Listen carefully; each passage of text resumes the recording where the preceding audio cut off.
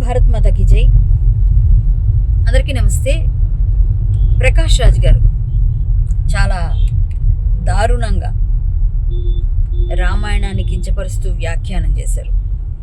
అయ్యా ప్రకాష్ రాజ్ గారు, మీరు మీ తల్లిగారు ఏదైతే ప్రాక్టీస్ చేశారో క్రిస్టియానిటీ, దాని ప్రకారంగా మీరు ఆవిడ అంత్యక్రియలు జరిపించాలి, ఆవిడ కోరుకున్నది చేయాలి అన్నారు.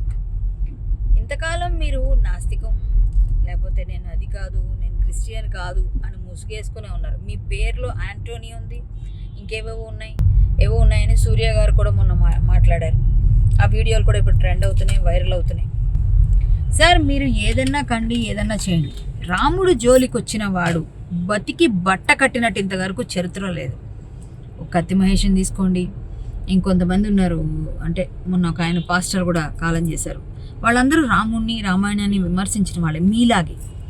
అంటే మీకు ఆ గతి పట్టాలని నేను కోరుకోవట్లేదు, కానీ మీరు తెలుసుకోవాలి రామాయణం, రాముడి గురించి అని మాత్రం నేను కోరుకుంటున్నాను. ఇదిగోండి, నా మెడలో రాముడి తాలూకా లాకెట్టే ఉంది. నేను రామభక్తురాల్ని. నాలాంటి రామభక్తులు ఎందరో బాధపడుతూ మీ మీద ఇప్పుడు కేసులు వేస్తున్నారు. మేబీ నేను కూడా వేస్తాను.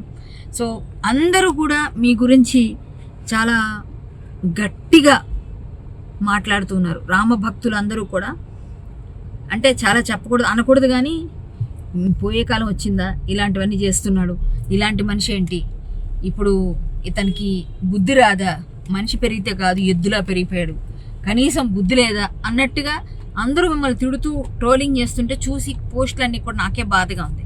ఎందుకంటే నేను కూడా మీ ఇండస్ట్రీకి సంబంధించిందని మీరు నాకు తెలుసు పర్సనల్గా. మనం మా అసోసియేషన్ ఎలక్షన్స్లో కలిసి పార్టిసిపేట్ చేసాం. సార్, రామాయణాన్ని, రాముణ్ణి తప్ప ఆడిపోసుకొని ఇవన్నీ మాట్లాడి హిందువుల్ని ఏదోటి అంటే తప్ప మీకు పూట గడవదా? లేకపోతే మీకు ఏం పని పాట లేదా? ఏదైనా సరే నేను సెన్సేషన్ అవ్వాలని చెప్పేసి మాట్లాడుతూ ఉంటారా?